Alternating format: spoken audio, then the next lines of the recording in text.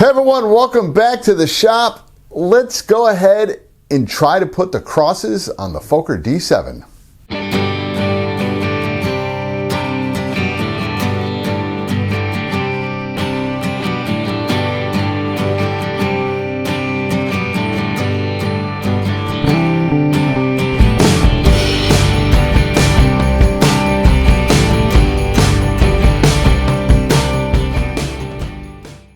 All right, now before I begin, I decided to attack the worst part to put crosses on first, which is, it's not the wings, it's the side of the fuselage.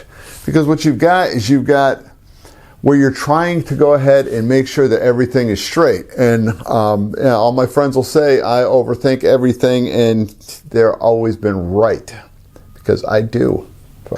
Because when it comes down to putting the crosses on the plane, you want to make sure that they're in the proper orientation that they need to be. I mean, if anybody saw this and they looked at it and they said, looks great, but me knowing that the crosses aren't exactly the way that they should be painted on there, I would say, yeah, sure, it's great to you.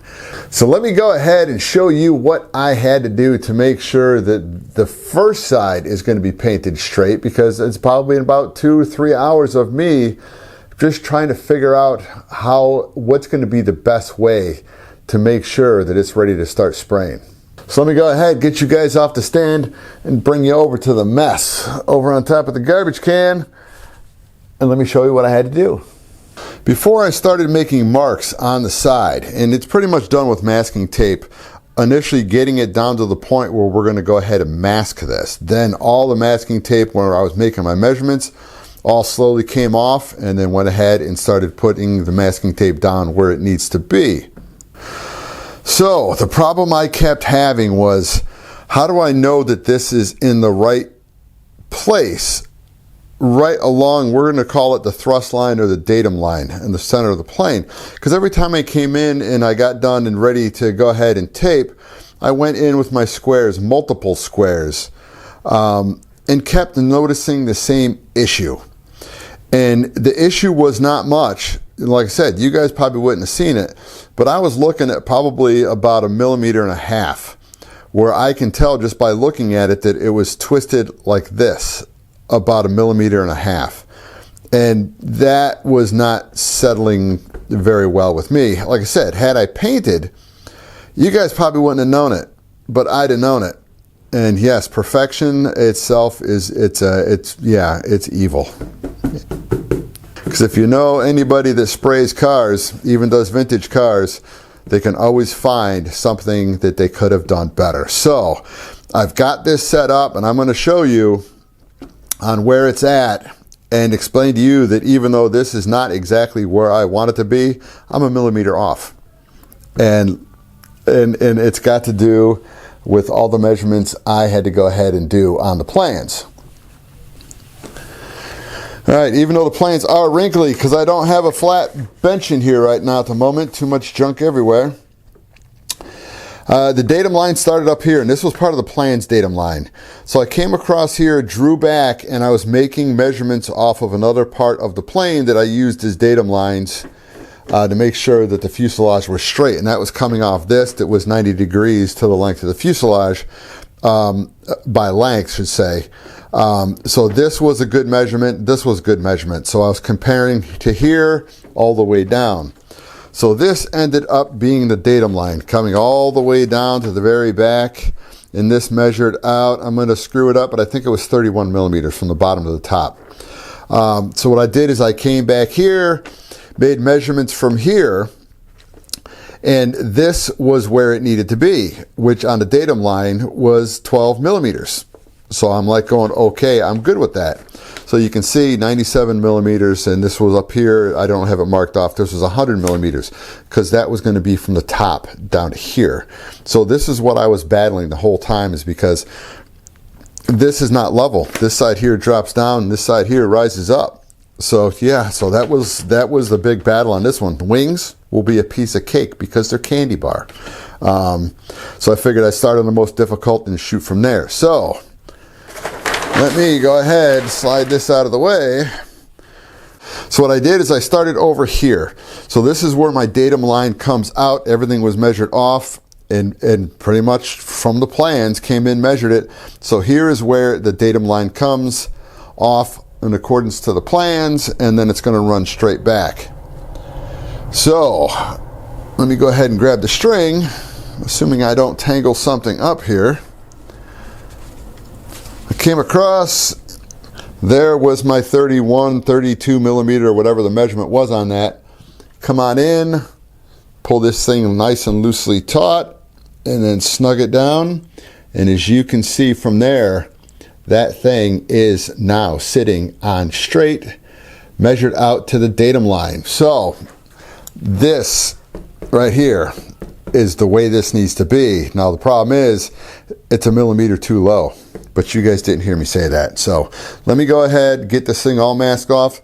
Let me start spraying this. I'm spraying all the white first on everything, and then I'm going to come back and then spray all the black on, because the signs, the measurements that I made down here, the black section is going to be 24 millimeters across. So what's going to be left is the white, and the white ended up being 8 millimeters from side to side, or 7 millimeters, sorry about that, from side to side. So we're just going to go ahead, so that'll be black, this part here will be white, and we will get the black painted when everything is done and all of the white is done. So let's get to spraying. No runs, no hits, no errors. It actually came out pretty good. I'm happy with that one. And it's right where it needs to be. Like I said, it's a millimeter too low. It's a millimeter too low. So I'm really happy with that. But everything is straight on this one. So one down, 5 more white crosses to go before we start spraying black. So let me go ahead. I'll get the other side done off camera. And then none of these things will be painted, of course, until all of them are done and dried. So it'll be the next on deck, on the bench, will be the wings are up there. So let's go top wing first. All right, I screwed up. I didn't show you guys what it looked like before I started spraying. Yep, sometimes it just gets away from you. Okay, what I ended up doing, let's see if we get better light this way. Probably not. Went ahead, taped it up just like I taped up the sides, except this side, of course, is much bigger just because of the dimensions on it. So everything measured out properly on the size it needed to be, so I'm happy with this. What I did is I sprayed across the jump. And I don't know how well you can see it. Down inside, you probably can't see it at all down inside there. It's paper towels wedged up into it just to try to keep the amount of blow through pretty much just almost capped off. So I'm going to do the same thing. This is going to stay just the way it is. When I'm taping it up for the black, it's going to stay just the same way. And then when I come down around the bottom, I sprayed this white. I'll have it taped off and then do the same thing so that this trailing edge is going to be black just as well as the white is.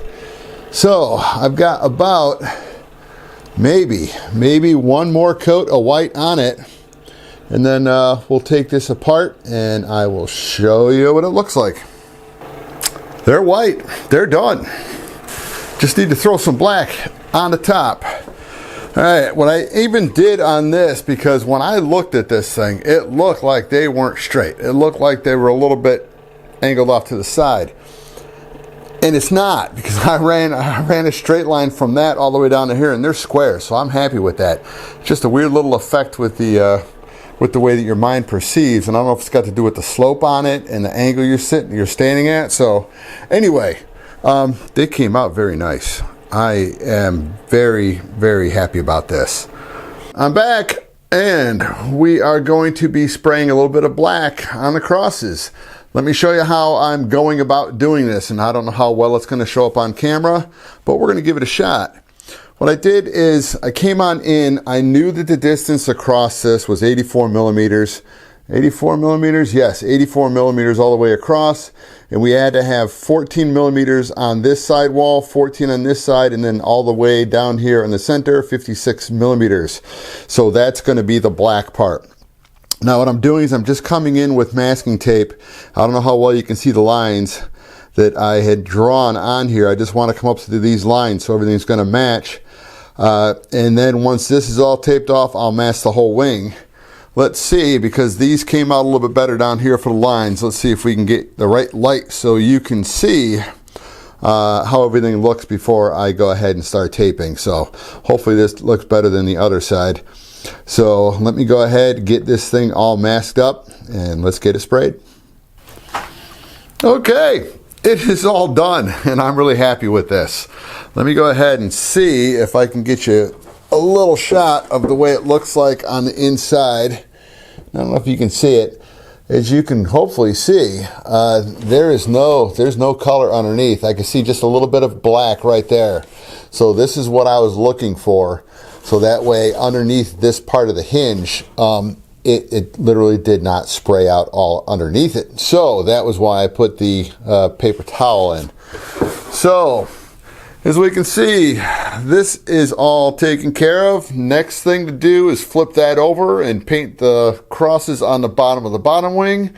And once that's all taken care of, I'll bring you guys back to show you everything that has been completed. So as you guys saw, I got all the fun work done. And when I say fun, I mean the hard fun. What it came down to, the rest of the fuselage and everything else you guys saw earlier in the video, the little problems I had. Not that big of a deal. I mean, all that stuff is just, it's relatively easy to take care of. If there's a little whoopsie, a lot of times you could jump back in and take care of it. I still have a couple on the tail I'm not showing you guys tonight on because we're going to end this video. Just because. What came down to was the crosses. The crosses, as you can see, I was sitting there, I was measuring, I was scribbling, trying to find out ratios on what they were in real life on the aircraft. And it's so impossible to find out because they were all hand painted. None of them were exactly alike. So hence, this is kind of why I jumped in on Lothar's plane and decided to make it my own. And for you guys out there that really wanted me to do it with just the way he flew it, there was money involved and in time.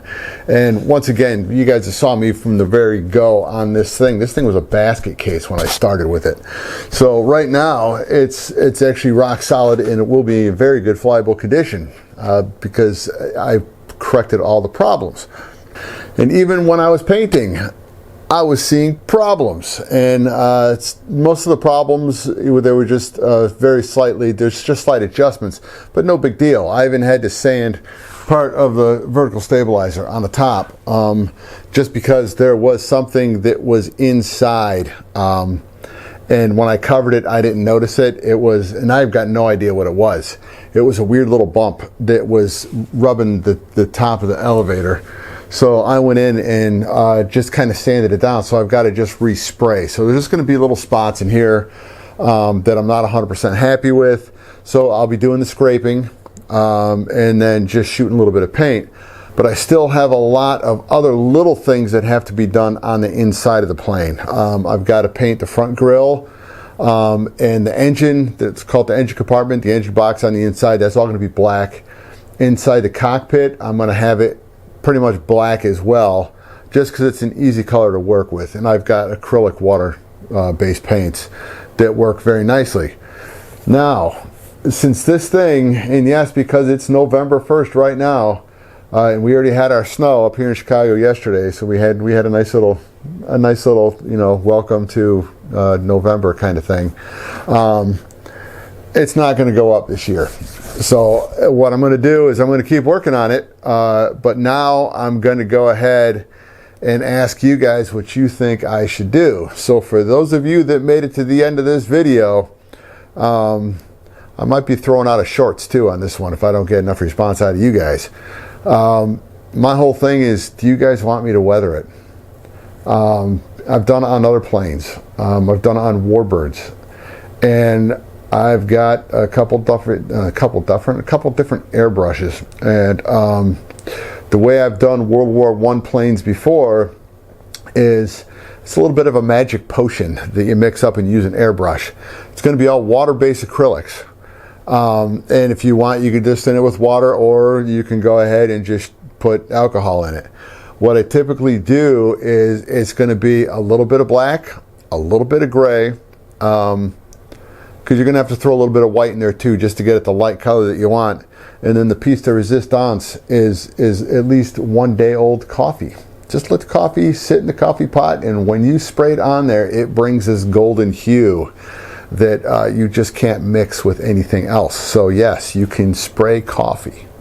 So you guys let me know in the comments down below, or if you want, go into my details, my info, and you can see my email address. You guys can go ahead and just send me emails through. It's buzzworldofrc@gmail.com. It's pretty easy peasy.